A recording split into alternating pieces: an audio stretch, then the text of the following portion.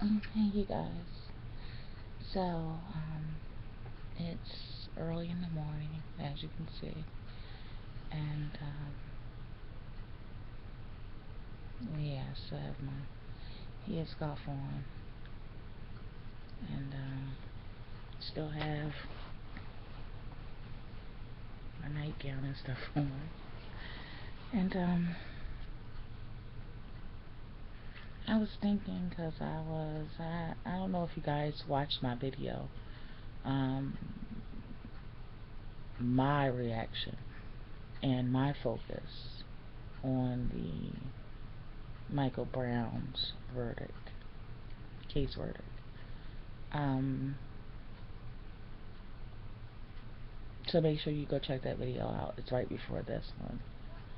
And then the video right before that, it talks about my stalker. I actually have a real living stalker uh, from YouTube. But this video I wanted to talk about how I am almost certain that they are going to charge Michael Brown's stepfather for a whole bunch of stuff. Of course, they're going to reword it and uh, tack on a whole bunch of extra charges. But what it's going to boil down to, and this is my belief, is you have to remember that he was on camera with the when Miss Brown was yelling outside of the courtroom and her reaction to the verdict at the towards the end before she got off of the stage. um, he said, and I quote, and excuse my French, but he said several times over, burn this bitch down, burn this bitch down. And he said it probably about 8 to 10 times. And I'm pretty sure that they're going to say that that evoked what happened. And if you know anything about the law and how the law can be used against you almost in any manner, it's so many things that we do daily that we don't know is illegal. But if they want to tack on a charge, you better believe you will be aware of the things that you thought you were doing right and you were doing wrong legally, because they will tack on that charge. For instance, who knew that walking, not at a crosswalk or whatever, is actually a crime that you can get arrested for? Jaywalking. So if you're walking across the street and say you get a cop that wants to mess with you, or wants to, maybe he had a disagreement with you, and he catch you walking across the street, you're minding your own business. You understand? You're minding your own business. You're not doing anything wrong, so you think. But all of a sudden, he can arrest you for jaywalking. And probably if curse at him or something while he's arresting you, he can charge you for resisting an arrest, which is a felony. Are you getting what I'm saying? So, I'm pretty sure that one of the next moves will be to charge the stepfather for saying, again, and I quote, burn this bitch down. And what happened after?